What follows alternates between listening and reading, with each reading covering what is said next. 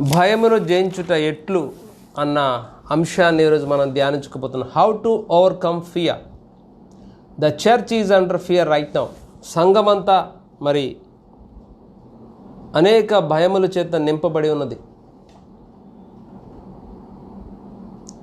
ఈ కరోనా అనే మహమ్మారి ప్రపంచం మొత్తాన్ని అతలాకుతలం చేస్తూ అనేక మందిని ప్రాణాలను తీసుకుని పోతూ ఉన్నటువంటి సందర్భంలో అనేక మంది విశ్వాసులు కూడా తమ ప్రియమైన వారిని కోల్పోయినటువంటి బాధలో ఈరోజు సంఘం అంతా ఎంతో భయంతో ఉంది. దేవుడు ఏమన్నాడంటే, మీరు లోకమునకు వెలుగై ఉన్నారు అన్నాడు. మీరు you are the light of the world says the Bible. Bible ఏం చెప్పిందంటే, మీరు లోకమునకు వెలుగై ఉన్నారు అంటే లోకమంతా చీకట్లో ఉంటే దేవుని నమ్ముకున్న వ్యక్తి ఆ చీకటిని పారద్రోలే వెలుగు వలె ఉండాలని బైబిల్ సెలవిస్తూ ఉంది. మరి ఈ లోకమంతా భయములో ఉంది ప్రస్తుతం. ఈ కరోనా గురించినటువంటి మరణ వార్తలు వింటూ ఆ భయములో ఉన్న సందర్భంలో మరి లోకమంతా భయం ఉంటే విశ్వాసి ఎలా ఉండాలి? విశ్వాసి లోకమునకు వెలుగై ఉన్నాడు. వెలుగు ఎక్కడ ఉంటుంది? ఎక్కడ చీకటి అయితే ఉంటుందో అక్కడ వెలుగు ఉంటుంది. మరి లోకమంతా భయంలో ఉన్నప్పుడు విశ్వాసి ఎలా ఉండాలంటే ధైర్యముగా ఉండాలి. ధైర్యముగా ఉంటే మనము లోకానికి వెలుగుగా ఉంటాం. హల్లెలూయా. మరి ఎందుకని ఈ భయం ఏం చేస్తుంది? చాలా చాలా సందేహాలు, అనుమానాలు వస్తూ ఉన్నాయి. చాలామంది తమ ప్రియులను కోల్పోయి ఉన్నారు. జీవిత భాగస్వామిని కోల్పోయిన వారు ఉన్నారు. తమ పిల్లలను కోల్పోయిన వారు ఉన్నారు. వారందరినీ భయం వెంటాడుతూ ఉంది. మరి ఈ వార్తలన్నింటినీ చూస్తున్నటువంటి ప్రతి ఒక్క మనిషి ఆ భయం చేత నిండిపోయి ఉన్నాడు. ఈ వ్యాధి లేదా ఈ కరోనా అన్న మహమ్మారి మనకి సోకితే మన పరిస్థితి ఏమిటి, మన భవిష్యత్తు ఏమిటి అన్నటువంటి ఆందోళనతో నిండిపోయి ఉన్నాడు. అటువంటి సందర్భంలో మరి క్రైస్తవులు కూడా ఇటువంటి భయానకమైన వార్తలు వింటూ భయభ్రాంతులకు గురవుతూ ఉంటే మరి దేవుని వాక్యము ఈ విషయంలో ఏమి సెలవిస్తూ ఉన్నది? వస్తున్నటువంటి ఆ వార్తలు చూసి మన హృదయం అంతా ఆ భయంతో నిండిపోతున్నటువంటి సందర్భంలో అనేకమైన అనుమానాలు, సందేహాలతో ఈరోజు క్రైస్తవ విశ్వాసి ఉండిపోయినటువంటి నేపథ్యంలో మరి ఆ భయముని ఎలా జయించాలి? వాక్యం ప్రకారం ఆ విశ్వాసమును అనే ఆయుధమును వాడుకుని ఆ భయముని ఎలా జయించాలని తెలుసుకుందాం. చూడండి, ఎక్కడ భయం ఉంటే అక్కడ విశ్వాసం ఉండదు. విశ్వాసం ఉన్న చోట భయం ఉండదు. హల్లెలూయా. భయం ఉన్న చోట విశ్వాసం ఉండదు. విశ్వాసం ఉన్న చోట భయం ఉండదు. మరి ఈ రోజున మనలో చాలా భయాలు, మన భవిష్యత్తుల గురించిన భయాలు, ఈ వ్యాధి గురించిన భయాలు, తర్వాత ఏం జరుగుతుందో, ఈ జబ్బు వస్తే ఏమవుతుందో అన్న భయం ఉందంటే దాని అర్థం అక్కడ మనలో విశ్వాసం లేదని అర్థం. హల్లెలూయా. మరి ఈ భయం అంటే ఏమిటి? ఎందుకు ఈ భయం వస్తుంది అంటే, ముందుగా భయం వస్తే ఏమవుతుంది? ఎందుకు భయం వస్తుంది? ఆ భయం వస్తే దాని పర్యవసానాలు ఏమిటి? చివరగా ఆ భయంని ఎలా జయించాలనేది ఈరోజు మనం ధ్యానించుకుందాం. చూడండి, విశ్వాసం ఎందుకు ఎలా వస్తుంది? వినుట వలన విశ్వాసం వస్తుంది. అంతే కదా. దేని గురించి వింటే? దేవుని వాక్యమును వినడం వల్ల విశ్వాసం వస్తుంది.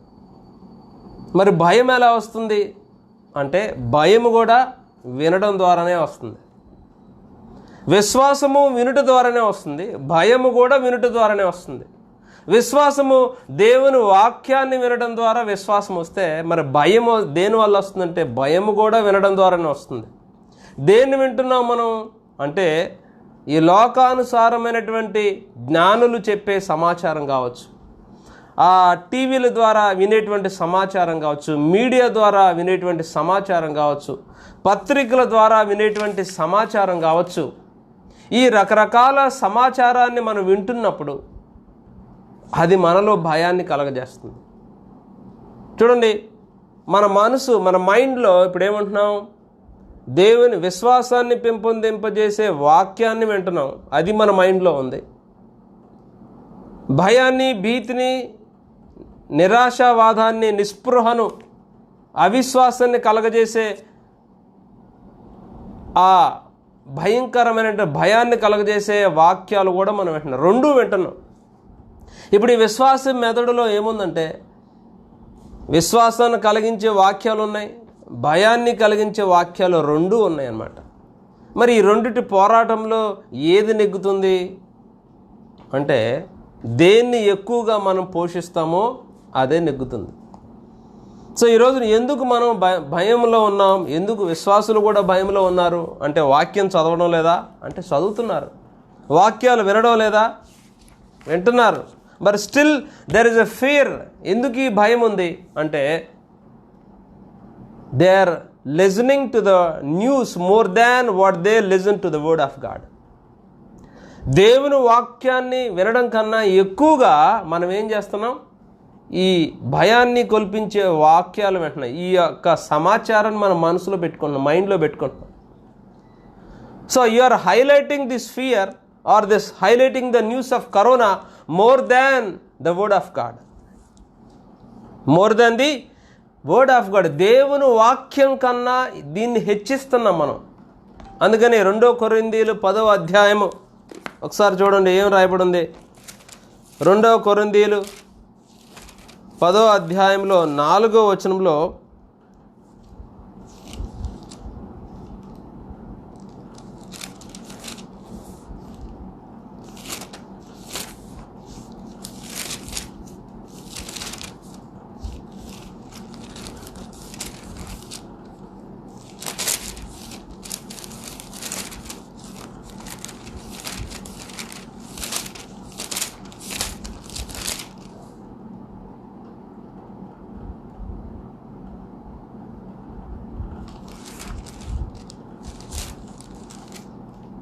yes, chapter 2 Corinthians chapter 10 verse 4, right, thank you.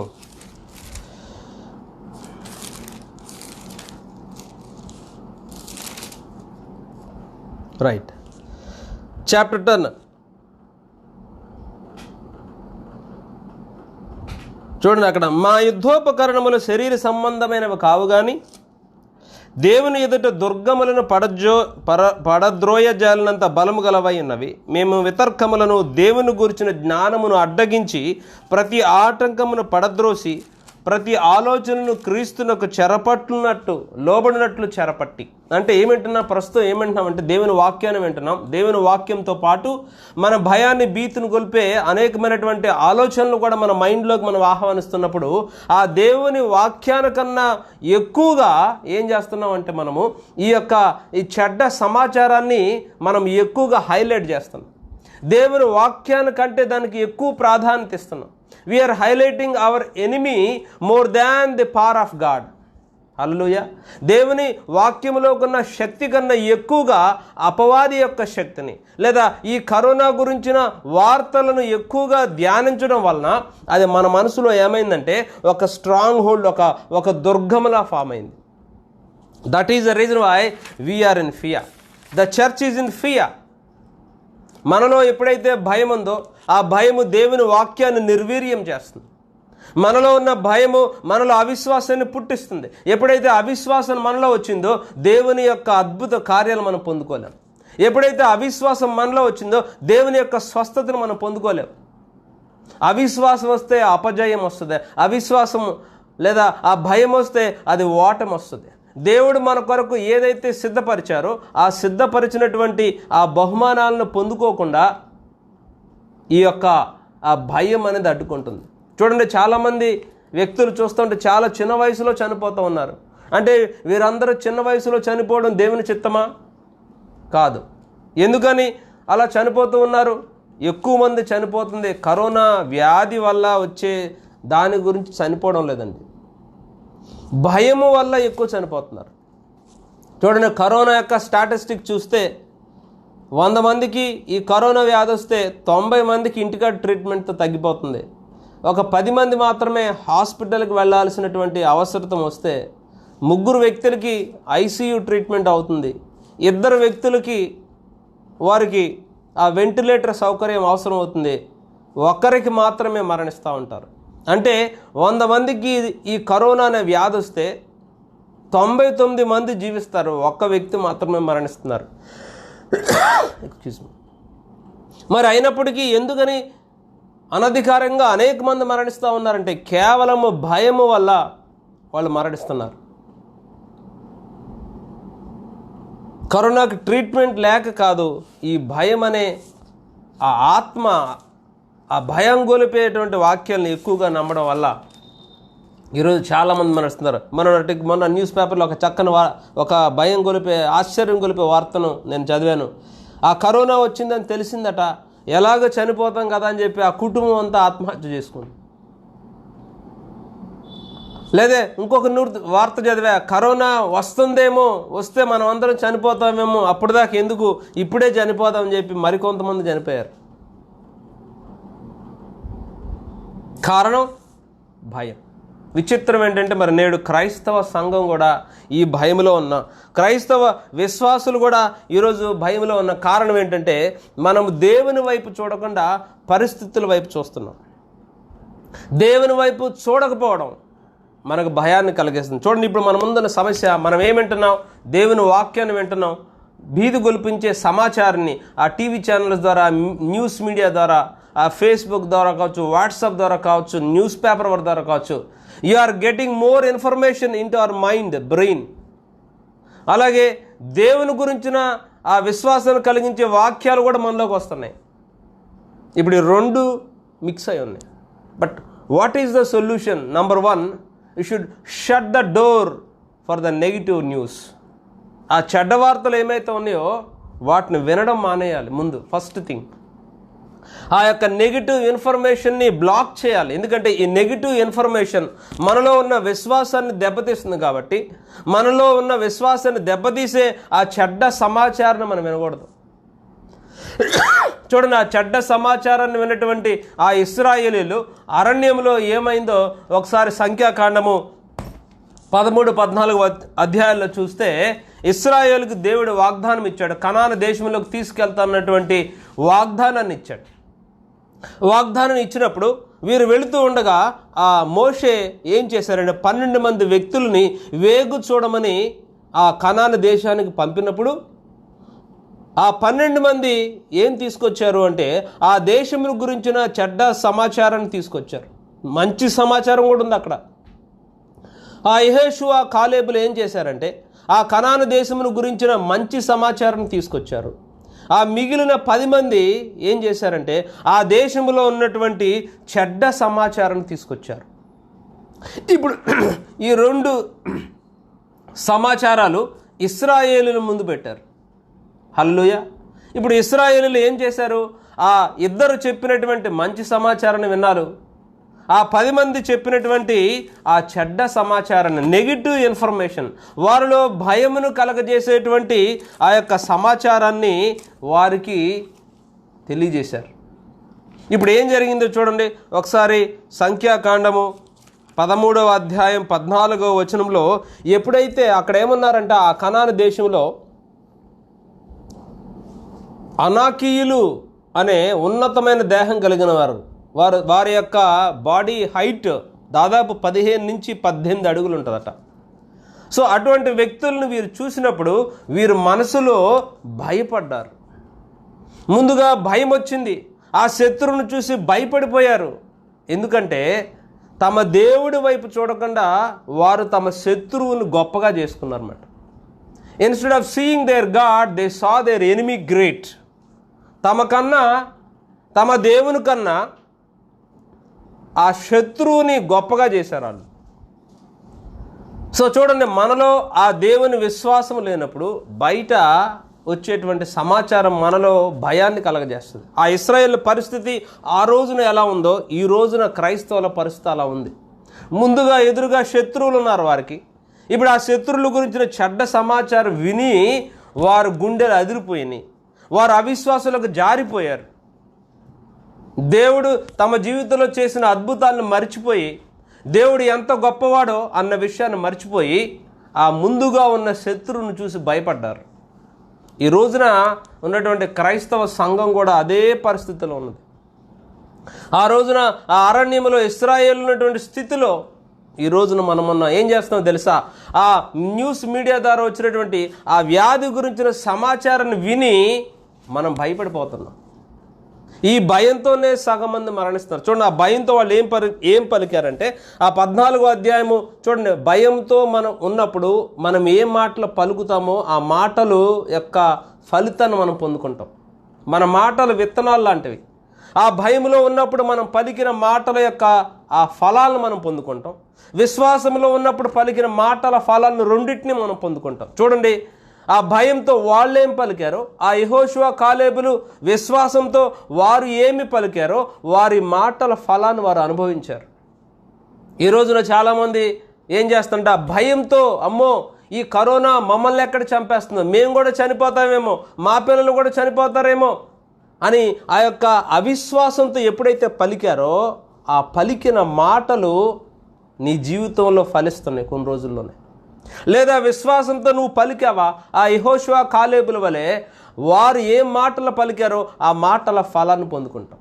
చూడండి, ఆ 14వ అధ్యాయము సంఖ్యాకాండము 3వ వచనంలో ఆ సర్వ సమాజం, అయ్యో ఐగుప్తులో మేమేమి చావలేదు. ఈ పదం చాలా జాగ్రత్తగా వినండి. ఈ అరణ్యమందు మేమేలా చావలేదు. ఈ మాట పలికారు. ఈ అరణ్యంలో పోయేది కదా, ఐగుప్తులో ఏలా చావలేదు, ఈ అరణ్యంలో మేమేలా చావలేదు. మేము కత్తివాత పడినట్లు యెహోవా మమ్మును ఈ దేశంలోనికి తీసుకొని వచ్చాను. అరే, ఈ అరణ్యంలో మేము చనిపోయినా బాగుండేదే అని పలికారు కదా. తర్వాత ఈ మాట ఫలాన్ని వారు పొందుకోబోతున్నారు. కానీ అదే శత్రువు, ఆ శత్రువు ముందుంది, ఆ అనాకీలైన శత్రువులు ముందున్నారు, ఆ కరోనా అనే శత్రువు ముందుంది. ఇక్కడ 2 వర్గాలు ఉన్నాయి.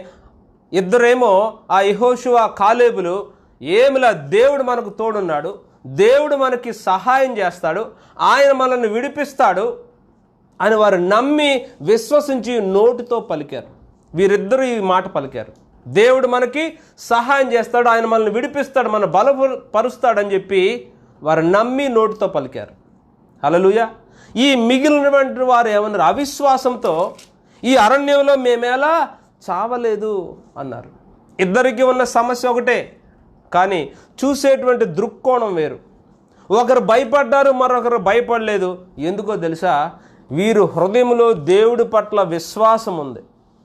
దేవుని పట్ల ఆ లోపల ఉన్నటువంటి విశ్వాసము ఆ పరిస్థితిని వేరేలా చూసింది, వారి కంటికి వేరేలా కనపడింది.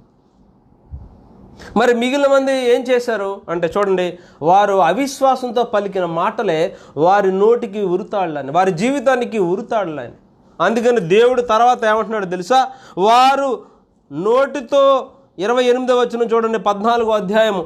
మోషేతో అంటున్నాడు, నీవు వారితో యెహోవా వాక్కు ఏదనగా నా జీవము తోడు మీరు నా చెవిలో చెప్పినట్లు నేను నిశ్చయముగా మీ ఎడల చేసేదను.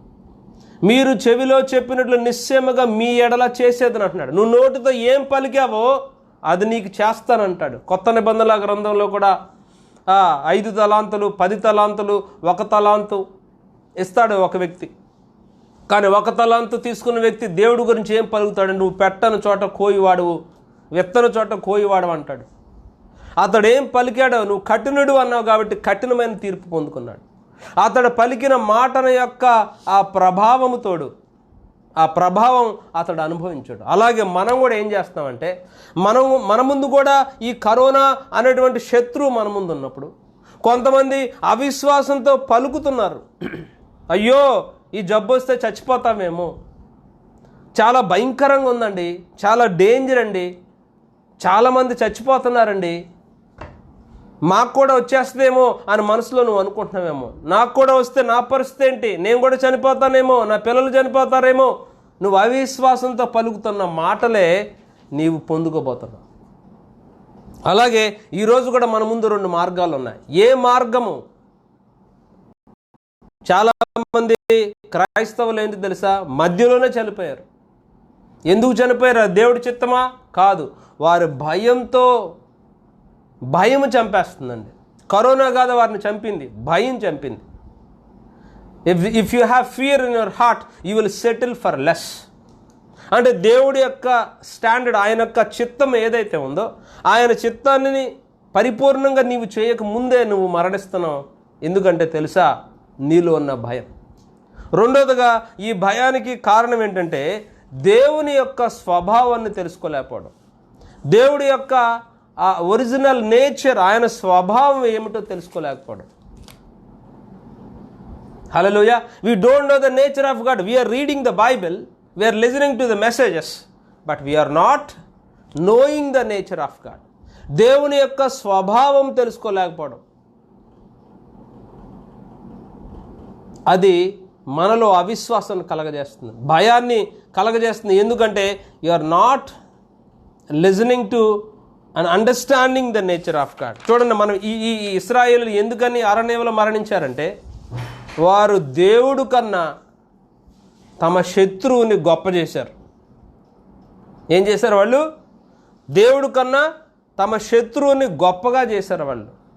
అందువల్ల వాళ్ళు కోల్పోయారు. అలాగే ఈరోజు కూడా చాలామంది ఏం చేస్తున్నారంటే, పదే పదే ఆ కరోనా గురించి మాట్లాడి, ఇది ఇలా అంట, అది అలా అంట, అంత భయంకరం అంట, చాలామంది చనిపోతుంటారు. Again you are keep on confessing. పదే మాట్లాడుతున్నావు. నువ్వు దేన్నైతే పదే మాట్లాడుతావు దాన్ని పొందుకుంటావు. నీ నోటి మాటలు ఎలా ఉన్నాయి ఈరోజు? భయాన్ని గొల్పించేవిగా, మరణాన్ని కలిగించేటువంటి మాటలు నువ్వు పలుకుతున్నావా? ఆ విధంగా నీ ఆలోచనలు ఉన్నాయా? హృదయం నిండిన కొలది నోరు మాట్లాడని అంటున్నావు. నువ్వు అలా మాట్లాడుతున్నావు అంటే నీ మనసులో ఏముంది? నీ మనసులో విశ్వాసము, దేవుని గురించిన ఆ నమ్మకము, విశ్వసనీయత, ఆ విశ్వాసము, లేదా దేవుడు స్వస్థపరుస్తాడని నమ్మితే నువ్వు ఆ మాటలు పలుకుతావు. నీ మాటలు ఎలా ఉన్నాయి? నీ మాటలు ఎలా ఉన్నాయి అంటే నీ ఆలోచనలు బట్టే నీ మాటలు ఉన్నాయి. నీ ఆలోచనలు ఎలా ఉన్నాయి ఒకసారి నువ్వు ఆలోచించుకో. దేవుడు స్వస్థపరుస్తాడా అంటే స్వస్థపరుస్తాడని నోటితో పలుకుతావు, కానీ నీ హృదయంలో నమ్మకం లేదు. ఏమోనండి, చెప్పలేమండి, చాలామంది చనిపోతున్నారండి. You're talking nonsense. దేవుడి యొక్క స్వభావం ఏంటో చూద్దాం. ఆయన యొక్క స్వభావాన్ని రెండు విషయాల్లో మీకు తెలియజేస్తాను. మొదటిగా దేవుడు ఏమంటాడంటే, ఆయన స్వస్థపరచు దేవుడు. ఆయన స్వస్థపరచు దేవుడు. ఆయన అద్భుతాలు చేయ దేవుడు. ఆయన యొద్దకు వచ్చిన వారిని ఎవరిని ఆయన స్వస్థపరచకుండా పంపలేదు. ఎవరైతే రోగములతో బాధపడుతున్నారో, ఆ కుష్టు వ్యాధి కలిగిన వ్యక్తి వస్తే ఆయన స్వస్థపరిచాడు. పక్షవాయు కలిగిన వారు వస్తే ఆయన స్వస్థపరిచాడు. లేదా మరి గుడ్డివాడు వస్తే ఆయన స్వస్థపరిచాడు. ఆయన వద్దకు వచ్చిన ప్రతి ఒక్కరిని ఆయన స్వస్థపరిచాడు. స్వస్థపరచడం ఆయన లక్షణం. అది స్వస్థపరచడము ఆయన స్వభావము. ఆయనకున్న పేరేంటి తెలుసా? యెహోవా రాఫా. అంటే ఆయన స్వస్థపరచువాడు, ఆయన అద్భుతాలు చేయువాడు అని అర్థం. కాబట్టి దేవుడు ఎప్పుడు స్వస్థపరుస్తాడు. అది ఏ విధంగా అయినా స్వస్థపరుస్తాడు. ఆయన తన వాక్యం ద్వారా స్వస్థపరచవచ్చు, లేదా ఒక ట్రీట్మెంట్ ద్వారా స్వస్థపరచవచ్చు, లేదా ఒక వ్యాక్సిన్ ద్వారా స్వస్థపరచవచ్చు. Any other way, because the nature of God is to heal you, not to kill you. నిన్ను చంపడం కాదు దేవుడి చిత్తం. నువ్వు మధ్యలోనే చనిపోవడం దేవుడి చిత్తం కాదు. అది నీవు స్వస్థపరచబడటం దేవుని చిత్తం. స్వస్థపరిస్తే నువ్వు స్వస్థపరచబడి ఆరోగ్యంగా ఆనందంగా ఉంటే ఆయన సంతోషంగా ఉంటాడు. నీకు స్వస్థత కలిగించడం కోసమే కదా ఆయన సిలువలో మరణించాడు. కాబట్టి దేవుని స్వభావం ఏంటంటే, ఆయన గుణలక్షణం ఏంటంటే, నిన్ను స్వస్థపరచడమే ఆయన గుణలక్షణం. అది ఆయన స్వభావం. అది ఒకటి. రెండోది, ఆయన ఏమంటున్నాడు? నీ కష్టముల్లో నీకు సహాయం చేస్తానంటున్నాడు. కీర్తన 34:4 నాకు కలిగిన భయములన్నిట్లో నుంచి ఆయన నన్ను తప్పించెను. అతడు శ్రమలన్నిట్లో మొర్రపెట్టగా ఆయన రక్షించెను. సో దేవుని స్వభావం ఏంటి?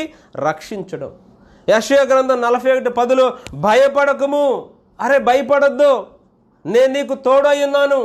చూడండి, బైబిల్లో ఎక్కువగా కనపడే పదము భయపడకము. Fear not. భయపడద్దని చెప్తున్నాడు దేవుడు. మోర్ దాన్ 150 times అనేక సందర్భాల్లో భయపడద్దు అని చెప్తున్నాడు. 150 సందర్భాలలో ఈ మాట రాయబడింది బైబిల్లో. భయపడకము. నువ్వు భయపడితే దేవుడు ఏం చేయలేడు. అందుకే నువ్వు భయపడద్దు, నేనున్నా. నీకు ఎప్పుడు వాడతారండి ఆ పదము? భయపడద్దని ఎప్పుడు చెప్తారు? నువ్వు శ్రమల్లో, కష్టాల్లో, ఇబ్బందుల్లో ఉన్నప్పుడు భయపడబాకని చెప్తున్నారు. దేవుడు చెప్తున్న మాట భయపడద్దు. ముందు నువ్వు భయపడటం మానే. భయపడకము, నేను నీకు తోడై ఉన్నాను, నేను నీకు సహాయం చేసేదను. దిగులు పడకము, నేను నిన్ను బలపరిచేదను. నేను నీకు సహాయం చేయవాడను నేనే నిన్ను విమోచించి ఉన్నాను అంటున్నాడు. యెహోషువ 1:9 నిబ్బరం కలిగి ధైర్యంగా ఉండుము, దిగులు పడద్దు, జడియొద్దు, నీవు నడుచు మార్గంలో నీ దేవుడిని యెహోవా నీకు తోడై ఉన్నాను, భయపడద్దు అంటున్నాడు. హల్లెలూయా.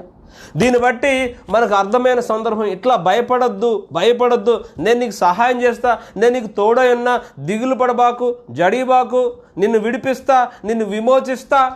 దేవుడు పలికిన మాటలు more than 200 times he said these words. అరే నేనున్నా కదా, నేను సహాయం చేస్తా, నిన్ను విడిపిస్తా, నేను నీకు సహాయం చేస్తా, నువ్వు భయపడద్దు, నిబ్బరం కలిగి ధైర్యంగా ఉండమని ఈ మాటని పదే బైబిల్లో అనేక చోట్ల ఈ మాట రాయబడింది. దీన్ని బట్టి మనకు అర్థమైన విషయం ఏంటంటే, ఆయన స్వభావం ఏంటంటే శ్రమలో ఉన్న వారిని విడిపించడం ఆయన స్వభావం. కష్టాల్లో ఉన్న వారిని సహాయం చేసి ఆ శ్రమలోంచి, ఆ కష్టాల్లోంచి బయటికి తీసుకురావడం అది దేవుని స్వభావం, దేవుని యొక్క గుణలక్షణం. ఆయన 2 స్వభావాలు. మొదటిగా ఆయన స్వభావం ఏంటి? స్వస్థపరచడం. దేవుని యొక్క స్వభావం ఏంటంటే నీకు స్వస్థత కలగజేయటము. దేవుని యొక్క స్వభావం. నీకు ఆ కరోనా వ్యాధి రావచ్చు, ఇంకేదైనా రావచ్చు, దాని నుంచి నిన్ను స్వస్థపరుస్తాడు ఆయన. నువ్వు భయపడద్దు, జడిబాకు, ధైర్యంగా ఉండు, నేను నీకు సహాయం చేస్తా. This is the nature of God. ఎప్పుడు తెలుస్తుందండి దేవుని యొక్క స్వభావం? మనకి ఎప్పుడు తెలుస్తుంది? ఒక వ్యక్తి యొక్క మనసు, ఒక వ్యక్తి యొక్క క్యారెక్టర్ ఎప్పుడు తెలుసుకుంటాం మనం? వారితో ఎక్కువ సమయం గడిపినప్పుడు, వారు ఎక్కువసేపు మనం మాట్లాడినప్పుడు, వారిని ఎక్కువసేపు గమనిస్తున్నప్పుడు, వారితో ఎక్కువ సహవాసం చేసినప్పుడే వారి మనసు ఏంటో మనకు తెలుస్తుంది. అంతగా పరిచయం లేదనుకోండి, వారి వ్యక్తిత్వం ఏంటో మనకు తెలియదు. మన బాగా పరిచయం ఉన్నటువంటి క్లోజ్ ఫ్రెండ్ ఉన్నాడు అనుకో, అతడి స్వభావం మనకు బాగా తెలుస్తుంది. ఎవరి గురించి ఆయన చెప్పాను, లేదండి అతడి గురించి చెడ్డగా చెప్పాను, లేదండి ఆ మనిషి పలానా వ్యక్తి అట్లాంటి వ్యక్తి కాదండి అని చెప్తాను. ఎందుకని? అతడి స్వభావం ఏంటో మనకు తెలుసు. మరి దేవుని స్వభావం నీకు ఎలా తెలుస్తుంది? ఎందుకు నీలో భయం ఉంది, అవిశ్వాసం ఉంది అంటే అసలు దేవునితో నీకు సహవాసం లేదు, అందుకని భయం ఉంది నీకు. దేవుడు వాక్యాన్ని కానీ దేవుని స్వభావాన్ని కానీ నువ్వు పూర్తిగా అర్థం చేసుకోవాలి, నీకు తెలియలేదు. నువ్వు బైబిల్ చదువుతున్నా నువ్వు అనుకోవచ్చు, కానీ ఆయనతో నీకు సహవాసం లేదు. ఆయనతో నువ్వు సమయం గడపడంలా, ఆయన వాక్యాన్ని ధ్యానించకపోవడం వల్ల నీలో ఏమొచ్చింది? అవిశ్వాసం వచ్చింది, భయం వచ్చింది. ఎందుకు భయపడుతున్నావు? నువ్వు దేవుని వాక్యాన్ని చదువుతున్నావు, భయంతో ప్రార్థన చేస్తున్నావు. ఎందుకు భయం ఉందంటే మనకి ఆయన స్వభావం తెలియడం లేదు. ఆయన స్వభావం ఎప్పుడు తెలుస్తుంది? ఆయన వాక్యాన్ని చదివి ధ్యానించినప్పుడు ఆయన స్వభావం ఏంటో తెలుస్తుంది. ఈ రోజున నీ భయానికి కారణం ఏంటో తెలుసా? దేవుని యొక్క స్వభావాన్ని లోతుగా తెలుసుకోలేకపోవడం, ఆయన క్యారెక్టర్ ఏంటి, ఆయన వ్యక్తిత్వం ఏంటో తెలుసుకోలేకపోవడం. మొదటిది ఆ చెడ్డ సమాచారాన్ని వినడం. చూసారా, ఆ ఇశ్రాయేలు ఎప్పుడైతే చెడ్డ సమాచారాన్ని విన్నారో, ఎవరైతే దానిని నమ్మి ఆ చెడ్డ సమాచారాన్ని విని నోటితో పలికారో వారందరూ అరణ్యంలో చనిపోయారు. మేమేలా ఈ అరణ్యంలో చావలేదన్నారు. వారి కారణం దేవునితో నిజంగా సహవాసం లేదు కాబట్టి, ఆయన ఎట్లాంటోడో తెలియదు కాబట్టి వారు భయపడ్డారు. ఎప్పుడైతే నీతో దేవునితో సహవాసం లేదో నీలో భయం ఉంటుంది. హల్లెలూయా. ఇక మూడవది ఏం చేస్తాం తెలుసా? దేవుని వాక్యాన్ని ధ్యానించకపోవడం, మెడిటేషన్. పొదగడం అంటాం దాన్ని. పొదగడం అంటే ఏంటండి? కోడి గుడ్డుని పొదుగుద్ది. ఎట్లా పొదుగుతుంది? ఆ గుడ్డు మీద కూర్చుంటుంది. ఉదయం నుంచి సాయంత్రం దాకా రాత్రంతా ఆ గుడ్డు మీద కూర్చుంటుంది. దాన్ని పొదగడం అంటాం. అలాగే అంటే ఆ పొదిగినప్పుడు ఆ గుడ్డులో ఏముందంటే కొన్ని రోజులకి ఏ జీవి అయితే పొదిగిందో ఆ జీవి యొక్క స్వరూపం ఆ గుడ్లోంచి బయటకు వస్తుంది. అలాగే నువ్వు దేన్నైతే పొదుగుతున్నావో ఆ పొదిగిన దాన్ని నువ్వు పొందుకుంటావు. నువ్వేం పొదుగుతున్నావు? యెహోవా రాఫా, ఆయన స్వస్థపరచువాడు. నాకు విరోధముగా రూపొందించబడిన ఏ ఆయుధము వర్ధిల్లదు. ఇది దేవుని వాక్యం. దాన్ని నువ్వు పొదగాల. అంటే పొదగడం అంటే ప్రతిసారి ప్రతి నిమిషము ఆ వాక్యం మన హృదయంలో పెట్టి దాన్ని ధ్యానించాలన్నమాట. దాన్ని పొదగడం అంటాం. ఎప్పుడైతే నువ్వు దాన్ని పొదిగినావో ఆ వాక్యం యొక్క ఫలం పొందుకుంటాం. మనం దేన్ని పొదుగుతున్నాం అంటే ఉదయాన్నే లేస్తే 7 గంటలకు టీవీ పెడతాం. ఆ టీవీలో న్యూస్ వస్తుంది, కరోనాతో 5,000 మంది మృతి అంటారు. అది చూస్తాం. మళ్ళీ పేపర్ చదువుతాం. మళ్ళీ పేపర్లో కరోనా భయంకరమైన వ్యాధి మనుషుల్ని కబలిచ్చేస్తుంది అని చెప్పి పేపర్లో చదువుతాం. మళ్ళీ అంటే ఏం చేస్తున్నావు నువ్వు? గంటకి ఆ వార్తను ఏం చేస్తున్నావు? ధ్యానిస్తున్నావు, విశ్వసిస్తున్నావు. మళ్ళీ ఉన్నోడు అలా ఉంటావా? చూసి పలుకుతావు నోటుతో, అది కూడా ధ్యానమే. నువ్వు నోటితో పలికినా అది నువ్వు దాన్ని పొదుగుతున్నట్టే. ఎక్కువ సమయం దాన్ని చదువుతున్నావు. మళ్ళీ వాట్సాప్ లేదా న్యూస్ వస్తుంది, ఇలా ఈ కరోనా ఎట్లా అంట, ఇంత భయంకరంగా వాళ్ళు చనిపోయారంట అని చెప్పి ఏదో న్యూస్ వస్తుంది. ఈ వార్తను మళ్ళీ నువ్వు మెడిటేట్ చేస్తున్నావు, దాన్ని మళ్ళీ చదువుతున్నావు. మళ్ళీ కొద్దిసేపు అయిన తర్వాత ఎవరో మిత్రుడు ఫోన్ చేస్తాడు, పలానా వాళ్ళు చచ్చిపోయారంట, మా ఇంటి పక్కన కేసు వచ్చిందంట, ఎదురింటి పక్కన కేసు అంట, పైనంట కేసు అంట, వాళ్ళు చనిపోయారంట, వీళ్ళు చనిపోయారంట. నువ్వేం చేస్తున్నావు? మళ్ళా కొద్దిసేపు అయిన తర్వాత ఫేస్బుక్లో ఏదో చదువుతావు నువ్వు, లేదా మళ్ళీ కొద్దిసేపు టీవీ పెడతావు. ఈ ఉదయం నుంచి సాయంత్రం దాకా నువ్వేం చేస్తున్నావు తెలుసా? దేన్ని పొదుగుతున్నావు? దేవుని వాక్యాన్ని కాదు. దేవుడి వాక్యాన్ని 5 నిమిషాలు చదివి వదిలేస్తున్నావు. ఈ ఉదయం నుంచి సాయంత్రం దాకా ఇదే వార్తలు, ఈ భయాన్ని కలిగించే వార్తలను నువ్వు పొదుగుతున్నావు. ఉదయం నుంచి సాయంత్రం దాకా అదే పనిగా టీవీ చూడటం, అదే పనిగా పేపర్లో న్యూస్ మీడియా, వాట్సాప్, ఫేస్బుక్, ఫ్రెండ్స్తో మాట్లాడినా, ఎవరితో మాట్లాడినా నువ్వు దేని గురించి చర్చిస్తున్నావు? ఏం పలుకుతున్నావు? అంటే ఉదయం నుంచి సాయంత్రం దాకా నువ్వు ఈ కరోనా వ్యాధి ఎంత భయంకరమైందో నువ్వు మాట్లాడుతున్నావు. నువ్వు ఏది పొదుగుతున్నావో అది పొందుకుంటావు. అవునన్నా కాదన్న ఇది సత్యం అంతే. మరి రోజుకి 5 నిమిషాల వాక్యం చదువు, ఒక అరగంట వాక్యం వినేసి 24 గంటలు ఉదయం 7 గంటల నుంచి సాయంత్రం 12 దాకా నువ్వు దేన్ని ఎక్కువగా ధ్యానిస్తున్నావు? నీవు ఎక్కువగా దేన్ని ధ్యానిస్తావో నీ మనసులో అది నువ్వు పొందుకుంటావు. ఒకసారి మీరు మీ జీవన విధానాన్ని ఆలోచించుకోండి. గత కొన్ని నెలలుగా కావచ్చు, కొన్ని వారాలుగా కావచ్చు, ఎక్కువ దేని గురించి మాట్లాడారు? దేవుని గురించి ఎక్కువ మాట్లాడారా? కరోనా గురించి ఎక్కువ మాట్లాడారా? ఎక్కువ దేని గురించి చదివారు? వాక్యాన్ని ఎక్కువ చదివారా? ఈ న్యూస్ మీడియా కావచ్చు, దేనైనా కావచ్చు, ఎక్కువగా ఈ కరోనా గురించి చదివారా? అంటే నువ్వేం చేస్తున్నావు అంటే దేవుని వాక్యానికన్నా ఎక్కువగా ఈ కరోనా గురించి ధ్యానిస్తున్నావు, దాంతో సమయాన్ని గడుపుతున్నావు, దాని గురించిన సమాచారాన్ని చదువుతూ ఉన్నావు, గుర్తు తెచ్చుకుంటున్నావు, పలుకుతున్నావు, వాళ్ళకి వీళ్ళకి ఫోన్ చేసి మాట్లాడుతూ ఉన్నావు. So you are giving power to the devil. నువ్వు అపవాదికి మార్గం తెరుస్తున్నావు. దేవుని వాక్యానికన్నా కరోనాను గొప్ప చేస్తున్నావు. అందువల్ల ఏమైందో తెలుసా? నీలో భయం వచ్చేసిందన్నమాట. ఆ వాక్యాన్ని మనం మెడిటేట్ చేయాలా, వాక్యాన్ని ధ్యానించాలా. ధ్యానించడం అంటే ఇప్పుడు న్యూస్ పేపర్లో దీన్ని ఎలా చదివావో అలాగే దేవునికి సంబంధించిన వాక్యాల్ని నీకు సమయం దొరికినప్పుడల్లా వినాలా. First of all shut the door for the devil, shut the door for news paper, shut the door for television. నువ్వేం వింటున్నావో జాగ్రత్తగా చూసుకుని యేసు ప్రభు వారు చెప్పాను. వినడం వల్ల విశ్వాసం వస్తుంది, అదేవిధంగా వినడం వల్ల భయం కూడా వస్తుంది. మీరు ఏమి వింటున్నారో జాగ్రత్తగా చూచుకొనుడి అని యేసు ప్రభు వారు చెప్పారు. నువ్వేం వింటున్నావు ఒకసారి నువ్వు ఆలోచించుకో. ఏం చదువుతున్నావు ఆలోచించుకో. కాబట్టి ఫస్ట్ ఈ చెడ్డ సమాచారాన్ని వినడం మానేయండి.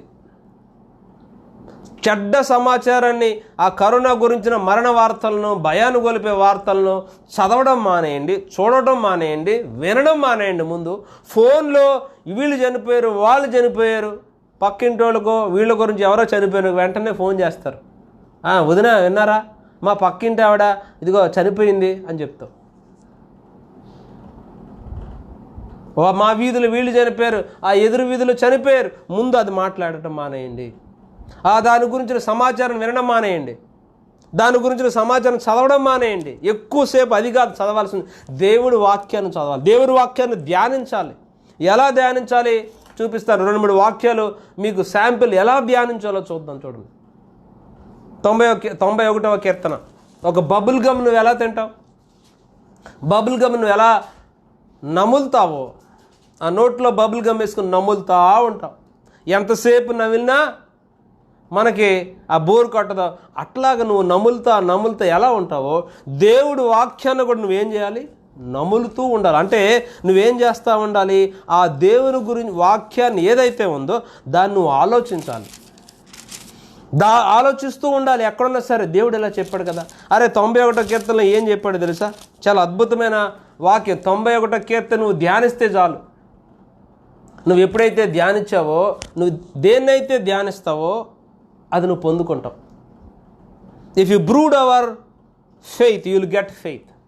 విశ్వాసాన్ని ధ్యానిస్తే విశ్వాసం వస్తుంది, అద్భుతాలను ధ్యానిస్తే అద్భుతాలు వస్తాయి, భయాన్ని ధ్యానిస్తే నీకు భయమే వస్తుంది. చూడండి, ఆ 91వ కీర్తన ఏం రాశాడు తెలుసా? 3వ అధ్యాయంలో, నాశనకరమైన తెగులు రాకుండా ఆయన నిన్ను రక్షించును. నాశనకరమైన తెగులు రాకుండా ఆయన నన్ను రక్షించును. ఇది వినండి, ఇది మైండ్లో పెట్టుకుని వర్డ్.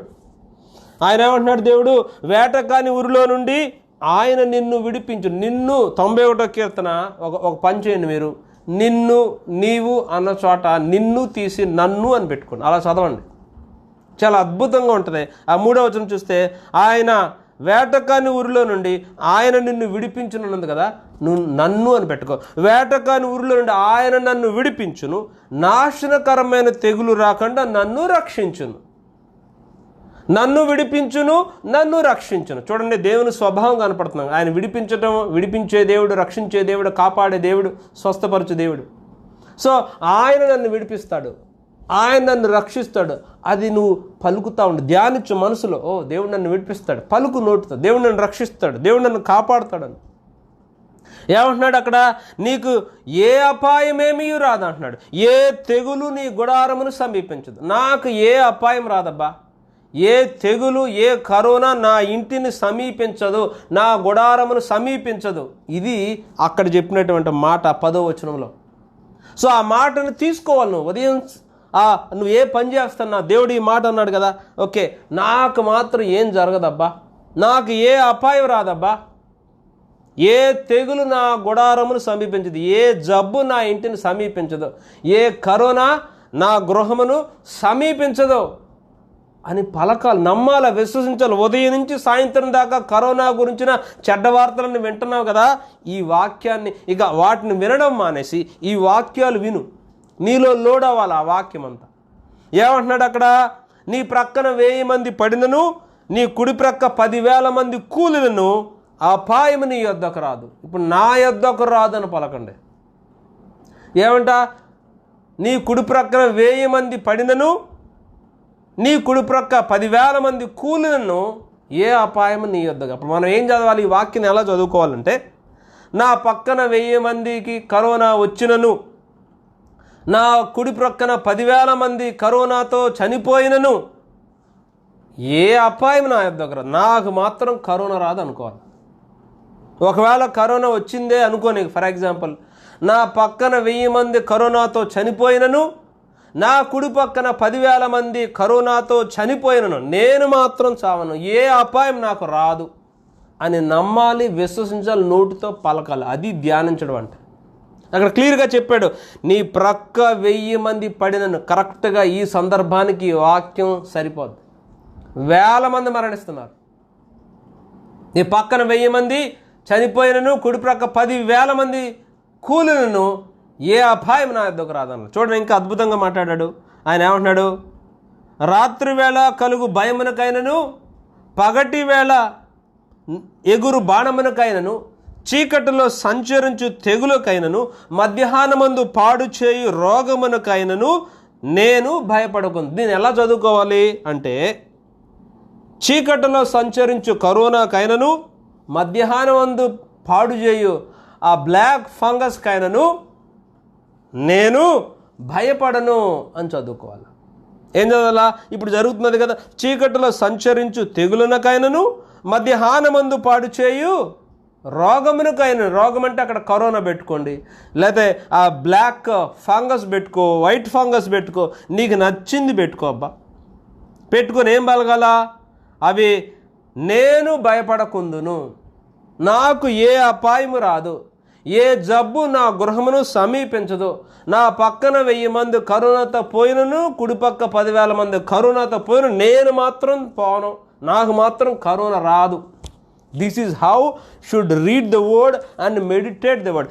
ఏ అపాయము రాదన్నాడు. ప్రభా నువ్వు నాకు ఏ అపాయం నమ్మాలి, విశ్వసించాలి, పలకాలు, నోటితో పలుకు. నీకు కరోనా వస్తుందంటే వస్తుందా, రాదంటే ఏ అపాయం రాదు అని చెప్తున్నాడు. రాదంతే. నాశనమైన తెరుగులు రాకుండా నన్ను రక్షిస్తాడు. ఆమేన్.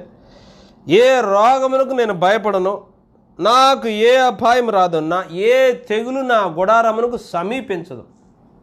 This is what the word says. Believe it, trust it and speak it. మాట్లాడాల, పలకాల. నువ్వు ఎప్పుడైతే పలికావో, దీనికి సైంటిఫిక్ రీజన్ కూడా ఉంది. Conscious mind and sub conscious mind ఉంటుంది. నువ్వు ఏదైతే పలికావో సబ్ కాన్షియస్ మైండ్ దాన్ని తీసుకొని దాన్ని నెరవేరుస్తుంది. అందుకే బైబిల్ ఏమి పలకాలో రాయబడి ఉందన్నమాట. మైండ్ ఆల్సో దేవుడు మనకిచ్చిన ప్రాణ, ఆత్మ, శరీరాల్లో ఒకటే దేవుడు మనకిచ్చినటువంటి ప్రాణం ఆ మైండ్ అనేది. ఆ మైండ్ దానికి తెలిసిన పని ఒకటే, నువ్వు నోటితో ఏం పలికావో దాన్ని నెరవేరుస్తుంది. నువ్వు మంచిది పలికితే దాన్ని తీసుకొస్తుంది, అది నెరవేరుస్తుంది. చెడ్డ మాట పలికితే దాన్ని నెరవేరుస్తుంది. That is the power of your mind. దేవుడు ఆ మైండ్ ఇచ్చాడు. నువ్వు అవిశ్వాసంతో ఏమైతే పలుకుతున్నావో అది పొందుకుంటున్నావు. అందుకే ఏమి పలకాలో దేవుడు వాక్యం రాశాడు. It is like a software. Bible is a software. Whatever it is a program that we should. నువ్వేం మాట్లాడాలో ఒక ప్రోగ్రామ్ ఉంది. ఇక్కడ ఎలా జీవించాలో ఒక ప్రోగ్రామ్ ఉంది. దాన్ని నువ్వేం చేయాలి? ఆ వాక్యాన్ని మన మనసులో పెట్టుకుని దాన్ని నమ్మాలి, విశ్వసించాలి, మెడిటేట్ చేయాలి. Number 1, how to overcome fear. First of all, shut the door for negative information. Shut the door for the devil. ఏమైతే నువ్వు సమాచారం, చెడ్డ సమాచారం వింటున్నావో, ఎప్పుడైతే ఆ ఇశ్రాయేలు చెడ్డ సమాచారాన్ని విన్నారో, దేవుడు వారికి అనుగ్రహించిన కనాను దేశంలోకి వారు వెళ్ళలేకపోయారు. ఎవరు వెళ్ళారు? ఆ యెహోషువ, కాలేబులు నమ్మారు, విశ్వసించారు, పలికారు. వాళ్ళు మాత్రమే వెళ్ళారు. ఇది దేవుడి చిత్తం, వెళ్ళడం. మరి నువ్వేం పలుకుతున్నావు, ఏం వింటున్నావు? That is important. ఇంకేంటంట, ఎందుకని అంటే ఇంకా మనం ఏం చేయాలంటే దేవుడు గతంలో చేసిన అద్భుతాలను జ్ఞాపకం చేసుకోవాలి. మనం ఎట్లాంటి అద్భుతాలు చేశాడు మన జీవితంలో ఒకసారి గుర్తు తెచ్చుకో. దేవుడు గతంలో నిన్ను ఎలా స్వస్థపరిచాడు, ఎటువంటి అద్భుత కార్యాలు నీ జీవితంలో చేశాడో వాటిని ధ్యానించాలి. ఎందుకని ఇశ్రాయేలు భయపడ్డారంటే ఆ శత్రువులు చూసి భయపడ్డారు, కానీ ఒక గొప్ప శత్రువు అయిన ఫరో నుంచి దేవుడు విడిపించాడన్న సంగతి వారు మర్చిపోయారు. తమ ముందు ఒక ఎర్ర సముద్రం ఉంటే ఆ ఎర్ర సముద్రం నుంచి దేవుడు ఎలా విడిపించాడో వారు మర్చిపోయారు. ఆ ఉదయం ఉన్నటువంటి ఆ ఎడారిలో ఆ మన్నా ఎలా వచ్చిందో, మన్నాతో ఆ కరువులో ఎలా పోషించాడో మర్చిపోయారు వాళ్ళు. దేవుడు చేసిన అద్భుతాలను మర్చిపోవడం వల్ల అవిశ్వాసం వస్తుంది. అందుకని మనం ఏం చేస్తూ ఉండాలి? గుర్తు తెచ్చుకుంటూ ఉండాలి. ఇది కూడా ఒక రకమైనటువంటి మెడిటేషన్. దేవుడు మనల్ని ఎలా కాపాడాడో జ్ఞాపకం చేసుకో, ఎలా స్వస్థపరిచాడో జ్ఞాపకం చేసుకో. గతంలో నీ జీవితంలో అద్భుతాలు చేశాడు కదా, ఆ అద్భుతాలన్నింటినీ జ్ఞాపకం చేసుకో. మంచి సమాచారాన్ని వినాలి. ఎవరికైతే స్వస్థత కలగజేశాడు వారి సాక్ష్యాలు విను. వారి జీవితంలో దేవుడు ఎట్లాంటి కార్యాలు చేశాడో వినాలి మనం. అప్పుడు వింటే మనలో ఏమవుతుంది? వినుట వల్ల విశ్వాసం వస్తుంది. అందుకే ఆ దావీదు ఆ గొలియాతుతో ఫైట్ చేయబోయి ఉంది. ఏమన్నాడు తెలుసా? ఆ సింహపు నోట నుండి, ఎలుగుబంటి నోట నుండి నన్ను విడిపించిన దేవుడు ఈ సున్నతి లేని ఇశ్రాయేలు, ఈ సున్నతి లేని ఈ ఫిలిస్తీను చేతిలో నుండి కూడా నన్ను విడిపిస్తాడన్నాడు. హల్లెలూయా. అంటే ఏం చేస్తున్నాడు దావీదు అక్కడ? గతంలో దేవుడు తన జీవితంలో చేసిన కార్యములను అతడు జ్ఞాపకం చేసుకున్నాడు, మెడిటేట్ చేస్తున్నాడు, దాని గురించి ఆలోచిస్తున్నాడు. ఎందుకని వారు అవిశ్వాసంతో నిండిపోయారో తెలుసా? ఇశ్రాయేలీలు అక్కడ రాస్తాడు కిందకి వెళ్తే, నేను చేసిన అద్భుత కార్యాలను వాళ్ళు మర్చిపోయారు. ఎందుకని భయం వస్తుందో తెలుసా? గతంలో దేవుడు మన జీవితంలో చేసిన అద్భుతాలను మర్చిపోతున్నాం. మన ముందున్నటువంటి ఆ కరోనా అనే ఆ దెయ్యాన్ని కావచ్చు, ఆ కరోనా అనే శత్రువుని చూసి ఆ శత్రువును గొప్పగా చేస్తున్నాం దేవుడి కన్నా. మనలో విశ్వాసం పెరగాలంటే గతంలో నీ జీవితంలో ఎట్లాంటి కార్యాలు చేశాడు, ఎట్లాగ నిన్ను స్వస్థపరిచాడు జ్ఞాపకం చేసుకో. అరే దేవుడే ఎన్నో అద్భుతాలు చేశాడు, ఇదో లెక్క, దీన్ని కూడా నన్ను విడిపిస్తాడు, దీని నుంచి కూడా బయటపడేస్తాడు, దీని నుంచి కూడా నన్ను స్వస్థపరుస్తాడు. నమ్మాలా, విశ్వసించాలా. And that will increase your faith. మన విశ్వాసాన్ని పెంపొందింపజేస్తుంది. కళ్ళ ముందు ఏం చూస్తున్నాను చూడండి, సింపుల్. యేసు ప్రభు వారు ఆ సముద్రం మీద నడుస్తున్నారు. పేతురు గారు ఆ సముద్రంలో దిగాడు. ప్రభువా నేను నడుస్తాను ప్రభు. ఓకే నడు అన్నాడు. చక్కగా నడుస్తూ ఉన్నాడు, విశ్వాసంతో నడుస్తూ ఉన్నాడు. ఈలోపు భయంకరమైన గాలి వచ్చింది. ఆ గాలిని చూశాడు, భయపడ్డాడు, మునిగిపోయాడు. ఇదే కదా. జస్ట్ వినండి. ఇప్పుడు ఆ కింద ఉన్నటువంటి సముద్రం కరోనా అనుకోండి. ఓకే, ఆ కింద ఉన్నటువంటి సముద్రం కరోనా అనుకోండి. భయంకరమైన గాలి వచ్చింది. ఆ గాలి న్యూస్ మీడియా అనుకోండి. Just it is a news media which always talks up the negative news. ఇప్పుడు యాజ్ లాంగ్ పేతురు గారు ఆ యేసు ప్రభువును చూస్తూ ఉన్నంతసేపు ఆ నీటి మీద నడిచాడు. ఒక అసాధ్యమైన కార్యం, ఒక అద్భుతమైన కార్యం అది. The faith overrules all the physical laws. The faith overrules all the laws of the world. ఈ లోకపరంగా ఎన్ని నియమాలు, శాస్త్రజ్ఞులు, సైంటిస్టులు ఎన్ని నియమాలు, ఆ కెప్లర్స్ లాస్ కావచ్చు, న్యూటన్స్ లాస్ కావచ్చు, whatever may be the laws, the law of faith overrules all the laws. The law of faith overrules the law of gravity. అతడు విశ్వాసంతో ఏం చేశాడు తెలుసా? నీటి మీద నడిచాడు. ఎప్పుడు? యేసు ప్రభువును చూస్తున్నంతసేపు, తన దృష్టిని యేసు మీద ఉంచినంతసేపు ఆ సముద్రం మీద నడిచి. ఇప్పుడు సముద్రం ఏమనుకో, కరోనా అనుకో. అంటే యేసు వైపు చూస్తున్నంతసేపు నీ దృష్టిని, నీ ప్రాణమును, నీ ఆత్మ శరీరమును, నీ ఏక దృష్టి మొత్తం యేసు స్వస్థపరుస్తాడు. ఆయన స్వస్థపరుచు దేవుడు అద్భుతాలు చేస్తాడు, ఆయన విడిపిస్తాడు, ఆయన రక్షిస్తాడు, కాపాడుతాడు అని ఆయన వైపు చూసినంతసేపు నువ్వు ఈ వ్యాధి వచ్చిన దాని మీద యువర్ ఓవర్ రైడ్, దాని మీద నడుస్తూ, దాని మీద జయిస్తావు, జయం వస్తుంది నీకు. మరి ఇదే సందర్భం నువ్వేం చేస్తున్నావు?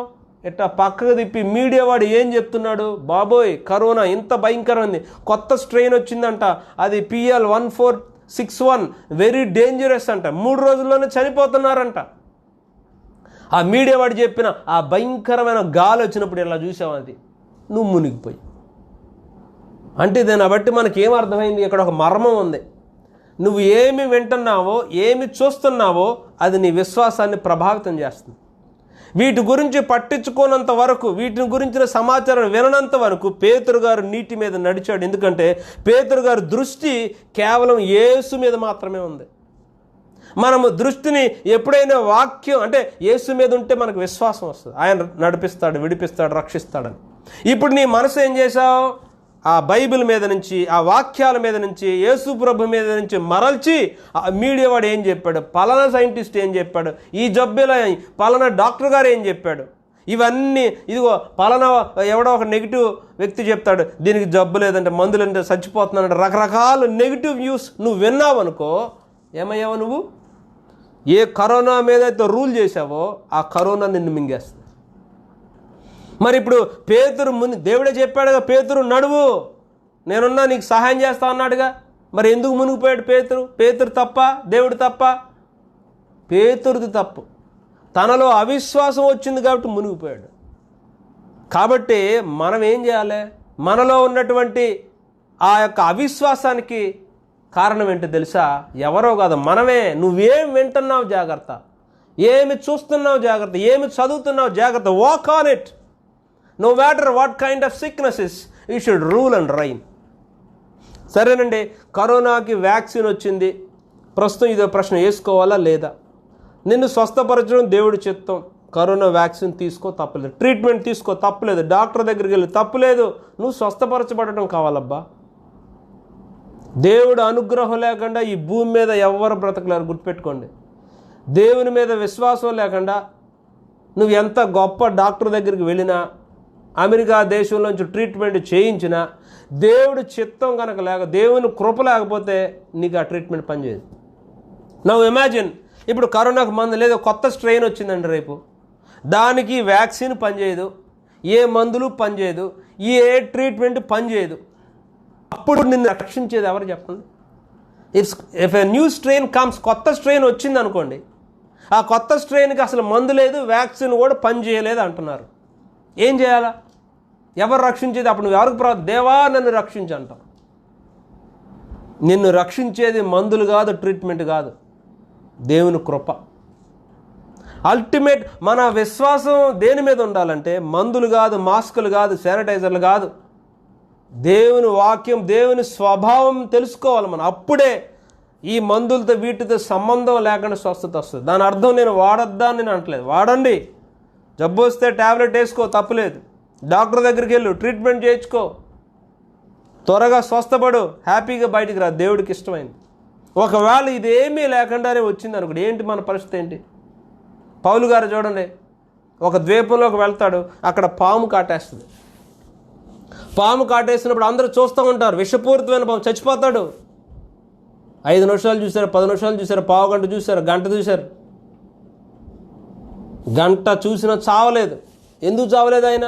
మరి ఆయన పరిగెత్తి డాక్టర్ దగ్గరికి injection చేయించుకోలేదే, antidote వేయించుకోలేదే, చనిపోలేదే.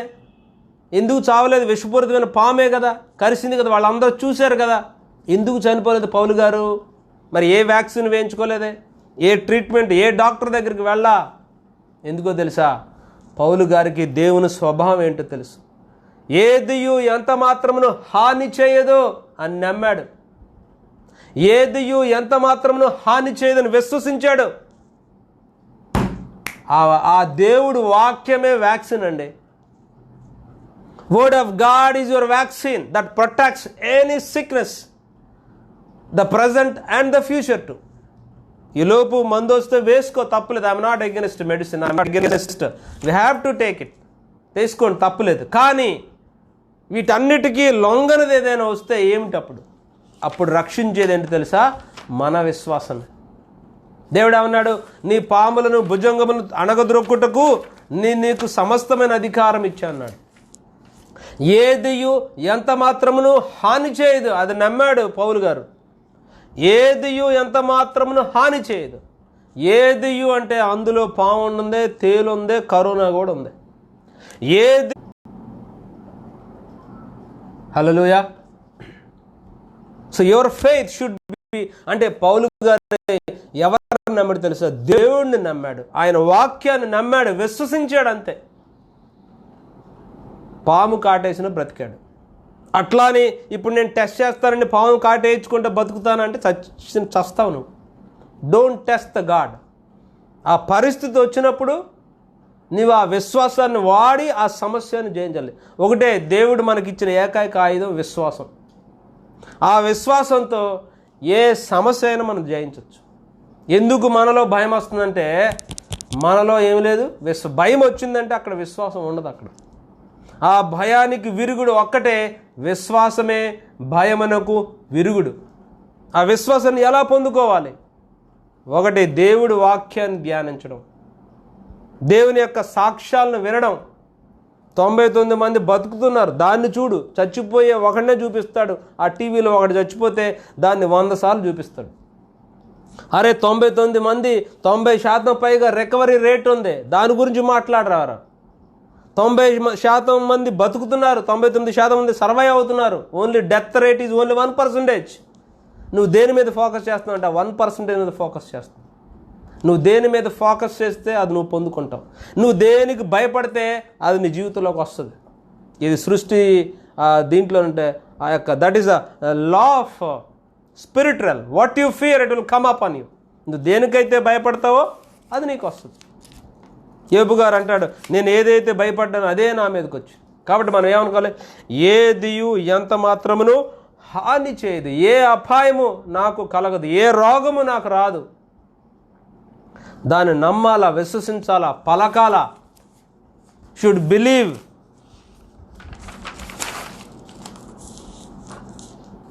And speak. That's important. మన నోటితో ఎప్పుడైతే పలికామో ఇట్ గెట్స్ యాక్టివేటెడ్. దెన్ అర్థమవుతుందా మనం ఎక్కడ తప్పు చేస్తామో?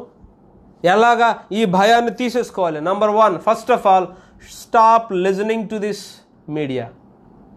Stop listening to these negative testimonies, negative news, negative reviews. Stop listening to it. First decision. Number 2, fill your heart with word of God. Meditate the word of God. Listen to the testimonies. ఎవరైతే స్వస్థపరిచారో వారి సాక్ష్యాలు మీరు వినండి. దేవుని వాక్యాన్ని వినండి, ధ్యానం చేయండి, మెడిటేట్ చేయండి. అంటే ఒక వాక్యం పట్టుకొని ఏదియు ఎంత మాత్రమును హాని చేయదు. ఆ వాక్యాన్ని పట్టుకోండి. నా కుడి ప్రక్కన 1000 మంది కరోనా వచ్చినా, ఎడం ప్రక్క 10,000 మంది కరోనాతో కూలినను ఏ అపాయం నా యొద్దకు రాదు. దాన్ని పట్టుకోండి. ఉదయం నుంచి సాయంత్రం దాకా దాన్ని ధ్యానిస్తూ ఉండండి, మెడిటేట్ చేస్తూ ఉండండి. Keep on. ఎప్పుడైతే మెడిటేట్ చేసామో, చెప్పా కదా, దేన్నైతే నువ్వు మెడిటేట్ చేస్తావో అది నువ్వు పొందుకుంటావు. మన యొక్క ఆ సబ్కాన్షియస్ మైండ్లో కూడా ఆ యొక్క ఆ వాక్యం వెళ్ళిపోవాలి.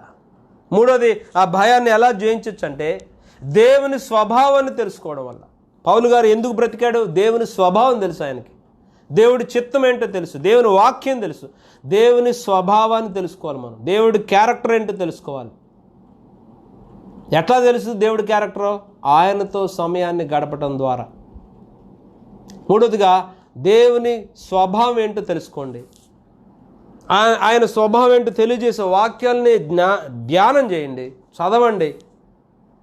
నాలుగోదిగా, నువ్వు ఏదైతే నమ్మావో, విశ్వసించో దాన్ని పలుకు. హృదయంలోంచి పలకాలి. హృదయం నిండిన కొలది నోరు మాట్లాడును అంటాడు. Out of the abundance of heart the mouth speaketh. What all you believe it, just speak it.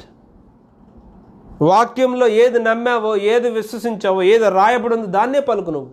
మనమేం పలుకుతున్నాం అంటే న్యూస్ టీవీలో ఏం చెప్పాడో అది పలుకుతున్నాం. ఇది ఎలా అంట, అది అలా అంట. ఆ పేపర్లో రాసిందంతా వాళ్ళు చెప్పింది, వీళ్ళు చెప్పింది పోగేసి మరి నువ్వు నోటితో పలుకుతున్నావు. అబ్బో చాలా డేంజర్ అంటండి, చాలా కష్టం అంటండి. వస్తే అంతే, చెప్పలేం. ఏ రోజు ఎట్ట ఉంటుందో మనకు తెలీదు. ఇట్లా మాట్లాడతాం. 3 రోజుల్లోనే చనిపోతున్నారా అని అన్నాం అనుకో, నీ మైండ్ ఫిక్స్ అయిపోదు. వీడు కరోనా వస్తే 3 రోజుల్లో వేసేయాలన్నమాట, ఫినిష్ అని చెప్పి మైండ్ ఫిక్స్ అయిపోద్ది. That's how the mind works.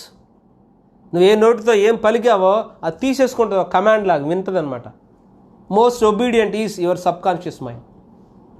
కాబట్టి బైబిల్లో రాశాడు, ఏం పలకలో రాయడు. ఏ తెగులు నా గుడారాన్ని సమీపించదు, ఏ అపాయం రాకరాదు. పాములను భుజంగములు అణగద్రొక్కుటకు మీకు అధికారం ఇచ్చి అన్నాడు. ఆ కరోనాని, బ్లాక్ ఫంగస్ని అక్కడ పెట్టి, ఆ పదాలు పెట్టి చదువు. ఇదిగో, I have given you power and authority to tread upon the serpents and scorpions and over all the power of the enemy అన్నాడు. ఆ పాములను, భుజంగములు తీసి అక్కడ కరోనా, బ్లాక్ ఫంగస్ అని పెట్టు. ఇదిగో, ఆ కరోనాను, ఆ బ్లాక్ ఫంగస్ను అణగద్రొక్కుటకు మీకు అధికారం ఇచ్చి ఉన్నాను. ఏదియు ఎంత మాత్రం హాని చేయదు. నమ్ము. ఆ తర్వాత రిమెంబర్ ద పాస్ట్ మిరకల్స్. దేవుడు గతంలో చేసిన అద్భుతాలన్నింటినీ జ్ఞాపకం చేసుకో. Remember what God has done you gonna.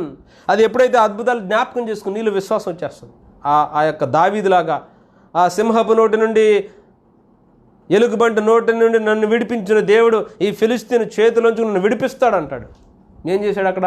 ఈ రిమెంబర్ ద పాస్ట్ మిరకల్స్. దేవుడు ఎలా స్వస్థపరిచాడు, ఆ స్వస్థత సాక్ష్యాలు వినండి. మీ జీవితంలో ఎన్ని అద్భుత కార్యాలు చేశాడు జ్ఞాపకం చేసుకో. ఎలా ఆశీర్వదించాడో జ్ఞాపకం చేసుకో. ఎలా కాపాడాడో జ్ఞాపకం చేసుకో. నీలో ఏమొస్తుంది? విశ్వాసం వస్తుంది. And finally, focus only on Jesus. Only on Jesus. యేసు పైన మాత్రమే దృష్టించు. అప్పుడు ఆ పేతురులాగా ఆ కరోనా అనే సముద్రం మీద నువ్వు నడిచేస్తావు.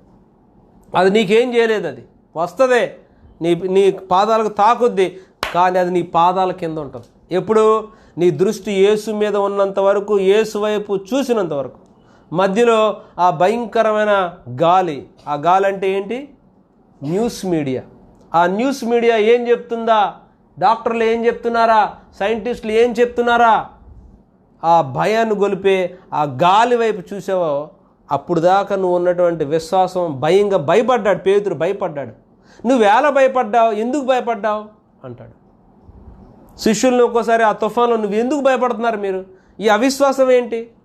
ఎంతసేపు నేను మీతో ఉండాలి అని అంటున్నాడు. అంటే దాని అర్థం ఏంటి? మన విశ్వాసం కలిగి ఉండాలని అర్థం.